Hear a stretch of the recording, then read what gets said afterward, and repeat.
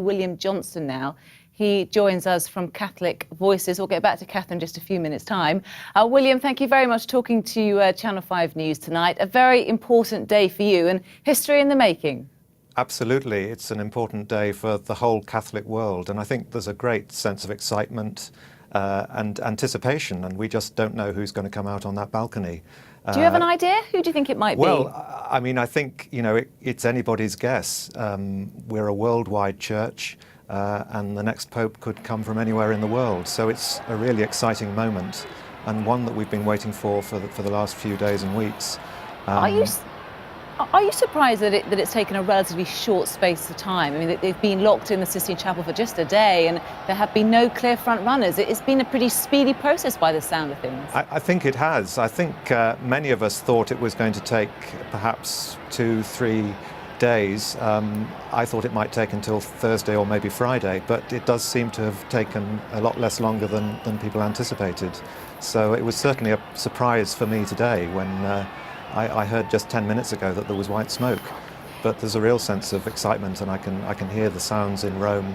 I was actually there when Benedict XVI was elected. So I can understand the excitement that's happening at the moment. Yes, well, let me fill you in, because we're actually looking at live pictures now of St. Peter's Square, and the Swiss Guard, I believe, well, the music's just started playing. The Swiss Guard is certainly standing to attention. It seems as if something's going to happen any minute now. I mean, the pomp and circumstance is extraordinary, isn't it? It really is, and we need to remember that we're witnessing a 2,000-year-old institution. It's the oldest institution in the world, and that sense of history is just something that you don't see anywhere else. It's a real sense of theatre as much as anything else, and I think I can hear the jubilation and the excitement at the moment. How important is it for Catholics today, and how important is it for Catholics to be there if they can be? Well, it's so wonderful to be there. I mean, obviously not everybody can be there, but I think everybody in the Catholic Church feels united at this particular moment, because we're waiting to see who our spiritual leader is going to be. The successor of Peter is going to come out on that balcony in a few moments, and there is that real sense of continuity, that real sense of an unbroken line from St. Peter himself to the present day, and you just don't experience that in any other way in the modern world. So for Catholics, it's just an incredible moment, a moment of great joy, and it's a privileged moment, especially for those who can be in Rome at the moment. And an extraordinary responsibility for whoever is the new Pope. What lies ahead of him, do you think? There are many challenges. I think the main challenge is to reconnect with Europe, I think, and with those areas of the world where people have never really heard the Christian gospel. I think Europe was, for many years, the cradle of Christianity, and there's a sense in which many people have lost sight of what the Christian message is. So I think the next Pope is going to have to really try and reconnect with people, using the kind of language that they can understand, and really show them the face of Jesus Christ.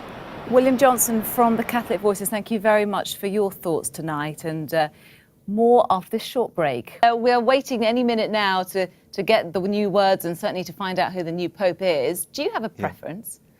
Well, I think it's difficult really to say any kind of preference. I don't think, a lot of talk has been about where geographically the next Pope might come from, and I think in a sense it's beside the point. We need a holy man, obviously. We need a man who's going to be a spiritual leader, who's going to lead 1 billion Catholics from every corner of the globe. And it needs to be a man who can really show the world the face of Jesus Christ. So where he comes from, in a sense, is irrelevant. In some ways, it wouldn't surprise me if the next Pope came from outside Europe, but we just don't know. We're just going to have to wait and see who steps out on that balcony, and it's going to be an amazing moment, I think. You think cardinals will be that brave, given that Pope Benedict XVI had quite a few cardinals that he instilled in those positions, which you could class as being maybe more conservative, more like him?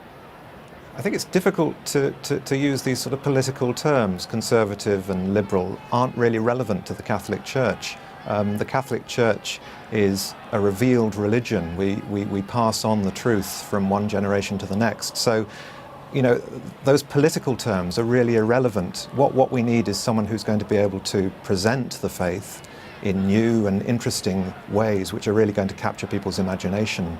But the actual message itself remains the message of Jesus Christ. So I think that's the thing that sometimes confuses people outside the church. The essential message doesn't change, but the way in which it's packaged and presented obviously changes with the times. And we were talking earlier about the theatre of all of this, weren't we, before the break? I mean, it's a beautiful thing to look at, and latest reports suggest well over 50,000 people crammed into St. Peter's Basilica, and I suppose this is a tradition, a process that hasn't ever changed for 2,000 years. No, and I think it's something that really captures people's imagination, and being there, I was there in St. Peter's when Pope Benedict came out on the balcony, and it was an amazing experience. It was amazing to be part of that, and I'd love to be there at the moment. I can feel the atmosphere even here, and the excitement just must be incredible. I bet you wish you were there, and it's a shame you're not, William, because you were talking to me earlier and saying that you were there when Benedict XVI was made pontiff. So, That's right. So give us an idea of what's happening behind the scenes right now. Well, the new Pope has to go through a door called the Door of Tears, and in a way it sums up the reality, the sort of burden of the office, in a sense. You know, it's about taking on this incredible responsibility. I don't think we can imagine the kind